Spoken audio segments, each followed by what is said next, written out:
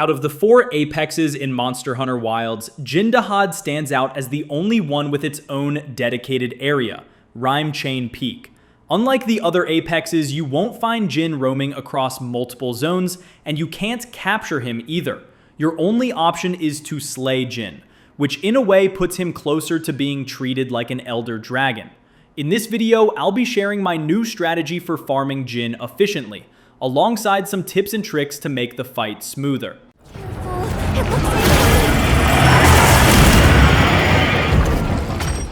Now let's talk about why Jin is different from the other 9-star monsters, and why he's just as farm-worthy as Gore, Steve, and Logi. Out of the 4 apexes, Jin is the only one that rewards you with double talismans, making every hunt that much more worthwhile. On the flip side, unlike the others, Jin can't be paired with another monster for a great hunt.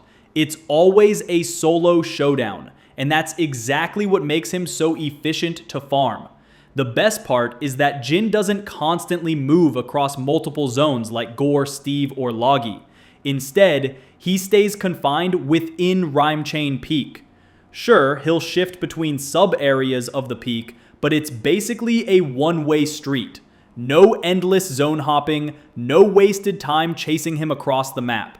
And that alone makes farming Jin feel far smoother compared to the other apexes. So, for the main topic of this video, what if I told you that you can actually start the hunt with Jin in the 3rd area instead of the 1st?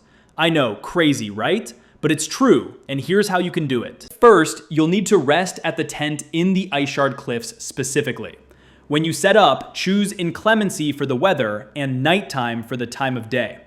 After you load in, wait just a little and Jin will appear on the map, and his location should look something like this. Keep in mind that Jin actually needs to be physically on the map for this to work. If he doesn't show up after resting, just repeat the process until he does. Once he appears, go ahead and mark his location and make your way over there. It might take a few tries to get Jin to spawn the way you want, but trust me, it's worth it in the long run. Once you've got the setup down, this method makes farming Jin so much smoother and more efficient. Once you're here, go all in and attack Jin with everything you've got. Just be careful of his Frost Breath, since he'll often use it as a retaliation move. Don't worry if you can't get too much damage in. It won't take long before Jin moves away. After you've dealt enough damage, Jin will eventually move away, just like this. Be patient and wait until he fully leaves the map. Once he does, Jin's quest will appear, and that's when the real hunt begins. As we can see, Jin's quest has now appeared. Let's jump in and take a closer look. Loading into the hunt, the first thing you'll notice is that Jin is no longer in Area 1. He's in Area 3. This completely bypasses Areas 1 and 2, cutting down your hunt time with Jin significantly. The best part is that if you save this hunt as an investigation, all 3 of your attempts will start with Jin in Area 3, making this one of the most efficient farming methods available. Of course, this method does take some patience.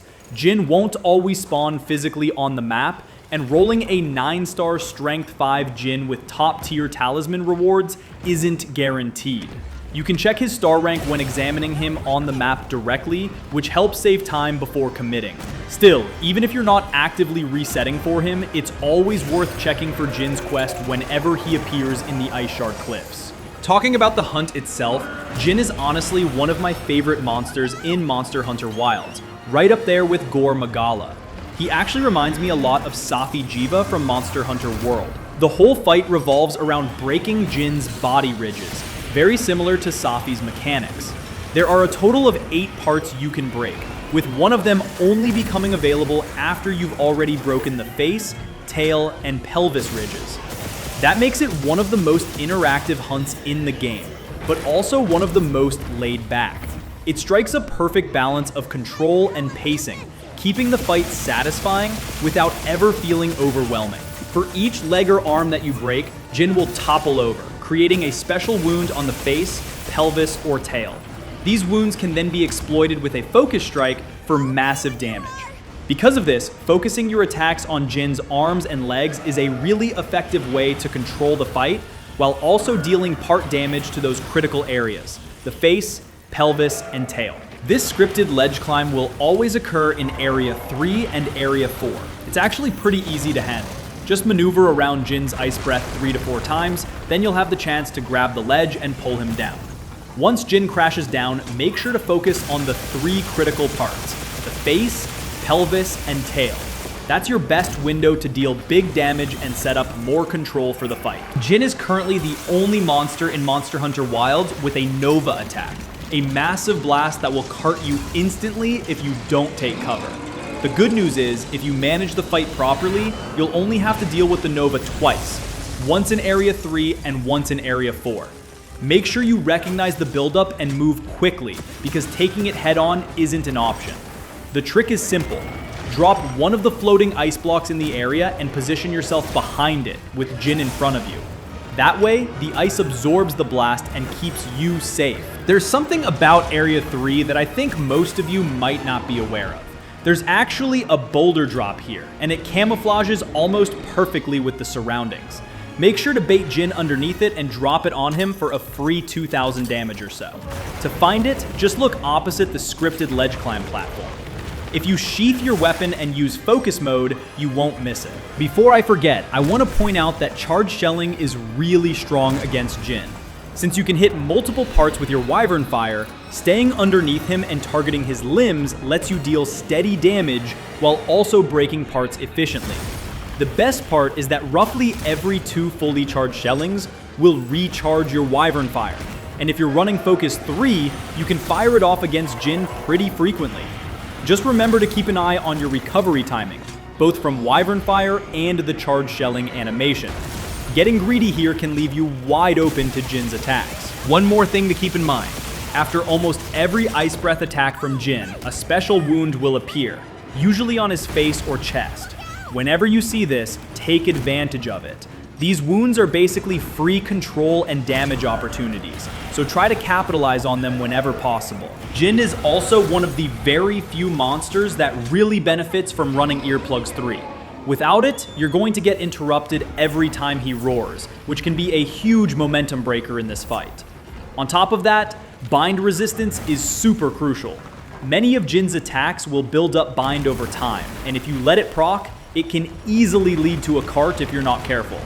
Having this skill active will save you from some very dangerous situations. For the rest of the fight, it's pretty much the same loop we've already talked about. Break parts, charge your shells, land your Wyvern Fires, and repeat. Once you've got the face, pelvis, and tail broken, you can start shifting your focus to the back, since that part becomes available after those are destroyed. It's not mandatory to break it, but it's definitely a fun challenge if you want to push the hunt a little further.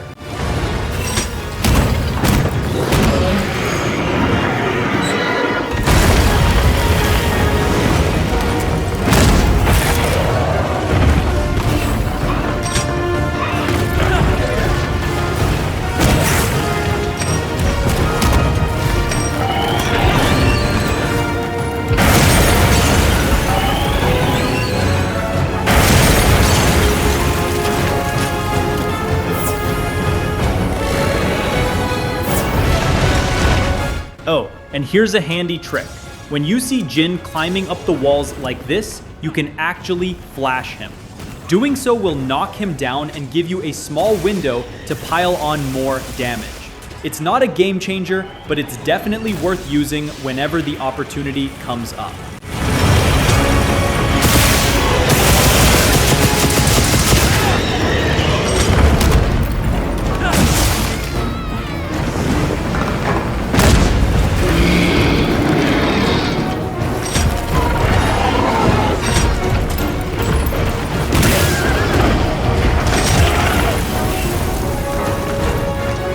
Also, just a quick reminder, Jin can be affected by shock traps.